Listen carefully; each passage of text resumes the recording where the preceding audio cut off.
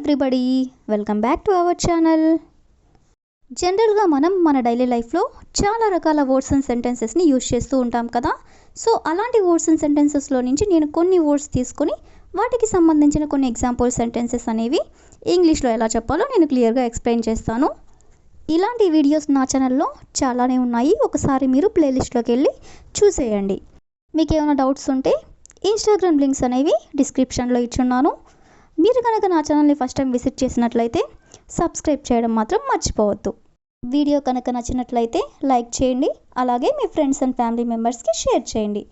Okay, let's go to the topic.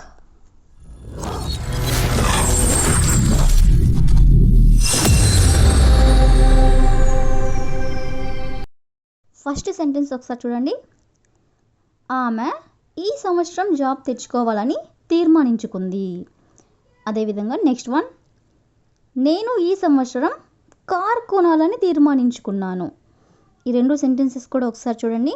రెండిట్లో కూడా తీర్మానించుకోవడం అంటే ఆమె ఈ సంవత్సరం జాబ్ తెచ్చుకోవాలని తీర్మానించుకుంది, లేదా నేను ఈ సంవత్సరం కార్ కొనాలని తీర్మానించుకున్నాను. ఈ విధంగా తీర్మానించుకోవడం అనే వర్డ్ని తీసుకొని దానికి సంబంధించిన కొన్ని ఎగ్జాంపుల్ సెంటెన్సెస్ అనేవి చూద్దాం. సో ఫస్ట్ వన్, అతను ఈ సంవత్సరం పొగ త్రాగడం మానేయాలని తీర్మానించుకున్నాడు. అంటే ఎలా అయినా సరే పొగ తాగడం మానేయాలని తీర్మానించుకున్నాడు అని. సో దీన్ని ఇంగ్లీష్లో he made a resolution to quit smoking this year.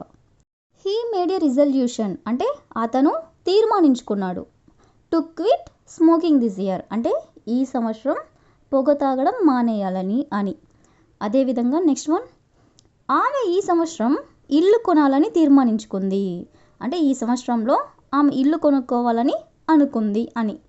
So దీని ఇంగ్లీష్లో she made a resolution to buy a house this year. She made a resolution అంటే ఆమె తీర్మానించుకుంది. టు బై ఎ హౌస్ అంటే ఇల్లు కొనాలని. దిస్ ఇయర్ అంటే ఈ సంవత్సరంలో.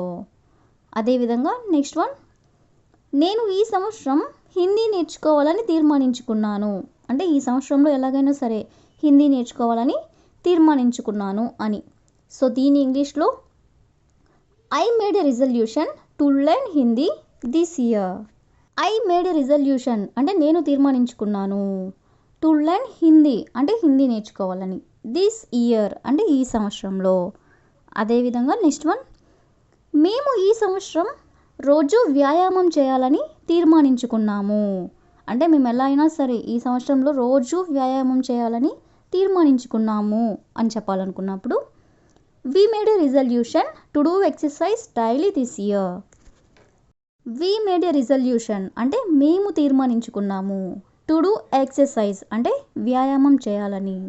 డైలీ అంటే రోజు. దిస్ ఇయర్ అంటే ఈ సంవత్సరంలో. అదేవిధంగా నెక్స్ట్ వన్, వాళ్ళు ఈ సంవత్సరం విదేశాలకు వెళ్ళాలని తీర్మానించుకున్నారు. వాళ్ళు ఈ సంవత్సరం విదేశాలకు వెళ్ళాలని తీర్మానించుకున్నారు అనేదాన్ని they made a resolution to go abroad this year. They made a resolution అంటే వాళ్ళు తీర్మానించుకున్నారు. టు గో అబ్రాడ్ అంటే విదేశాలకు వెళ్ళాలని. దిస్ ఇయర్ అంటే ఈ సంవత్సరంలో. అదేవిధంగా నెక్స్ట్ వన్, నేను ఈ సంవత్సరం కార్ కొనాలని తీర్మానించుకున్నాను. దీన్ని మనం ఎగ్జాంపుల్గా చెప్పుకున్నాం కదా. సో దీని ఇంగ్లీష్లో I made a resolution to buy a car this year. I made a resolution అంటే నేను తీర్మానించుకున్నాను. టు బై ఎ కార్ అంటే కార్ కొనాలని. దిస్ ఇయర్ అంటే ఈ సంవత్సరంలో. అదేవిధంగా ది లాస్ట్ వన్, అతను ఈ సంవత్సరం జాబ్ తెచ్చుకోవాలని తీర్మానించుకున్నాడు. అతను ఈ సంవత్సరం జాబ్ తెచ్చుకోవాలని తీర్మానించుకున్నాడు అనేదాన్ని he made a resolution to get a job this year. He made a resolution అంటే అతను తీర్మానించుకున్నాడు.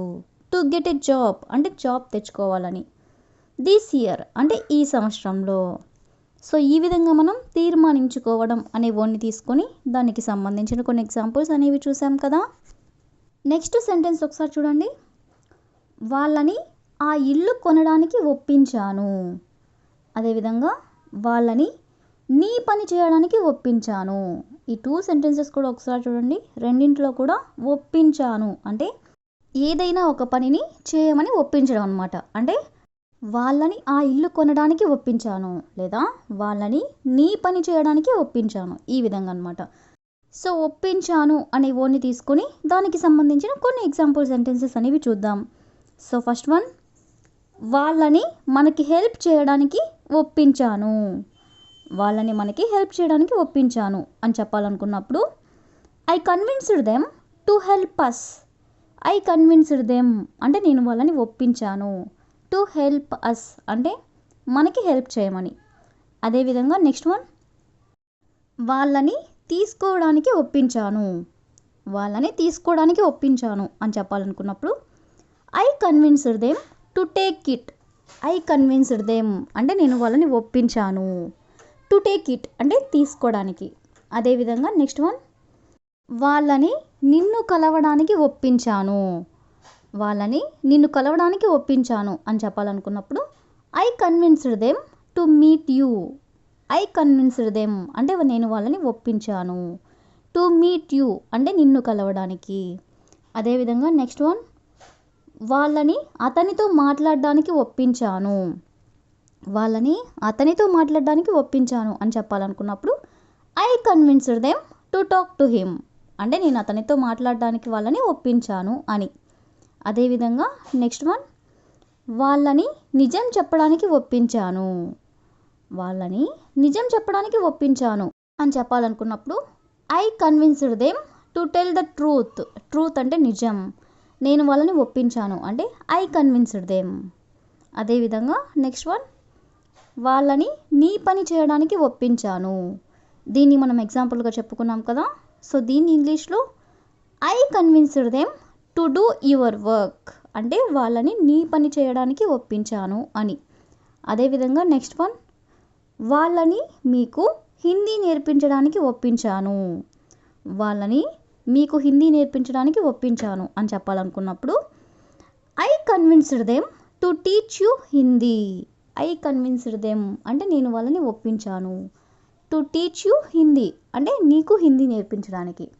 అదేవిధంగా ది లాస్ట్ వన్, వాళ్ళని ఆ ఇల్లు కొనడానికి ఒప్పించాను. వాళ్ళని ఆ ఇల్లు కొనడానికి ఒప్పించాను అని చెప్పాలనుకున్నప్పుడు I convinced them to buy that house. That house అంటే ఆ ఇల్లు. టు బై అంటే కొనడానికి. నేను ఒప్పించాను అనే దాన్ని ఐ కన్విన్స్డ్ దెమ్. సో ఈ విధంగా మనం ఒప్పించాను అనే వర్డ్ని తీసుకుని దానికి సంబంధించిన కొన్ని ఎగ్జాంపుల్ సెంటెన్సెస్ అనేవి చూసాం కదా. So that's all for today. I will ask you A question for you. వాళ్ళని నిన్ను కలవడానికి ఒప్పించాను. వాళ్ళని నిన్ను కలవడానికి ఒప్పించాను. So if you know this one in English, please you can comment in the comment section. Thank you for watching.